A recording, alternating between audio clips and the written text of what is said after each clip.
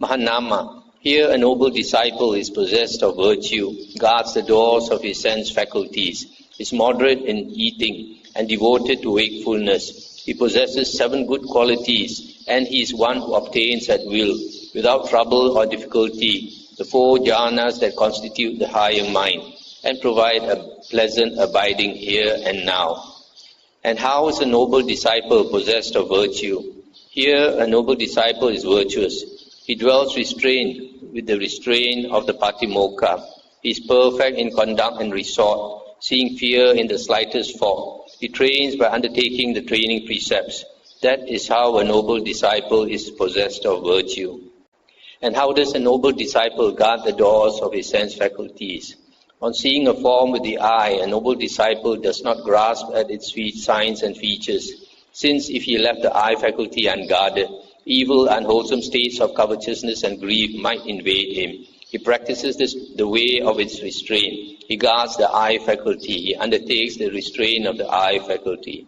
Similarly, on hearing a sound with the ear, smelling an odor with the nose, tasting a flavor with the tongue, touching a tangible with the body, cognizing a mind object with the mind.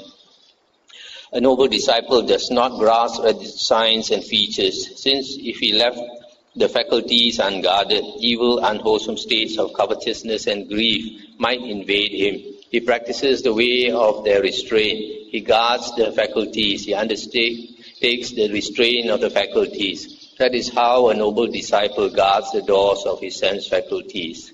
And how is a noble disciple moderate in eating? Here, reflecting wisely, a noble disciple takes food neither for amusement nor for intoxication, nor for the sake of physical beauty and attractiveness, but only for the endurance and continuance of this body, for ending discomfort, and for assisting the holy life, considering, thus I shall terminate old feelings without arousing new feelings, and I shall be healthy and blameless, and shall live in comfort. That is how a noble disciple is moderate in eating. And how is a noble disciple devoted to wakefulness? Here, during the day, while walking back and forth and sitting, a noble disciple purifies his mind of obstructive states. In the first watch of the night, while walking back and forth and sitting, he purifies his mind of obstructive states.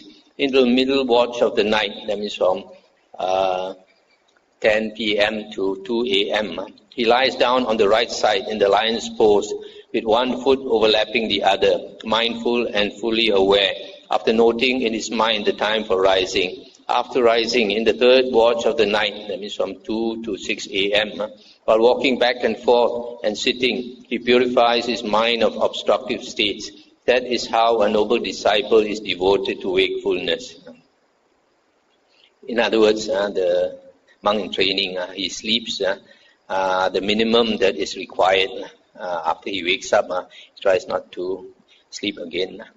And how does a noble disciple possess 7 good qualities? Here a noble disciple has faith, saddha. He places his faith in the Tathagata's enlightenment thus. The Blessed One is Arahant, Sammasambuddha, perfect in true knowledge and conduct, sublime, knower of worlds, incomparable leader of persons to be tamed, teacher of gods and humans, enlightened, blessed. He has a sense of shame. He is ashamed of misconduct in body, speech and mind, ashamed of engaging in evil and unwholesome states. He has fear of wrongdoing. He is afraid of misconduct in body, speech and mind, afraid of engaging in evil and unwholesome deeds. This number 2 and number 3 is hiriotapa. He has learned much, remembers what he has learned, and consolidates what he has learned. Such teachings as are good in the beginning, good in the middle, and good in the end, with the right meaning and phrasing, and affirm a holy life that is utterly perfect and pure. Such teachings as these he has learned much of, remembered, recited verbally, investigated with the mind, and penetrated well by view. 5th one, he is energetic in abandoning unwholesome states and in undertaking wholesome states.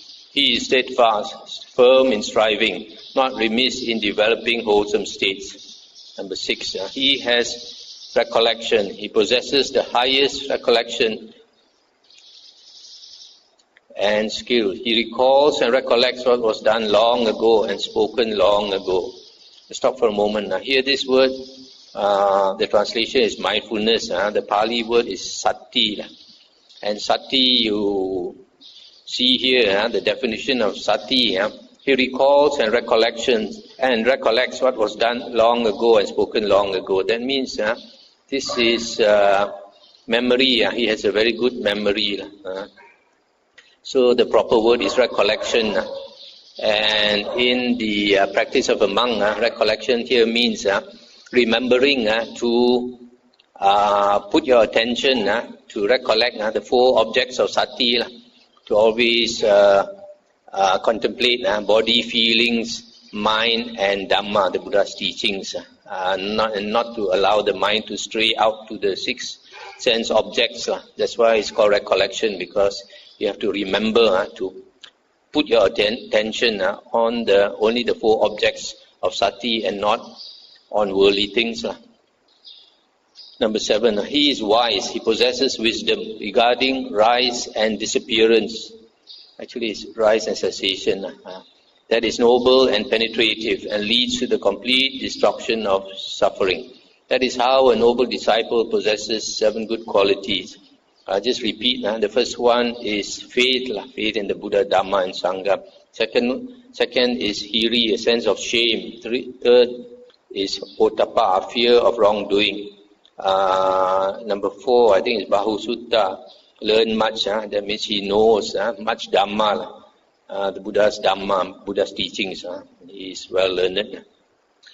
The 5th one is energetic, virya, energetic in cultivating wholesome states, abandoning unwholesome states. That means improving his character, the flaws in his character he gets rid of and cultivates wholesome states. And then number 6, recollection, always putting the attention on the 4 objects of sati, body, feeling, mind, and Dhamma. And number 7, wisdom. Wisdom here means being able to see impermanence, to see the rise and cessation of everything in the world.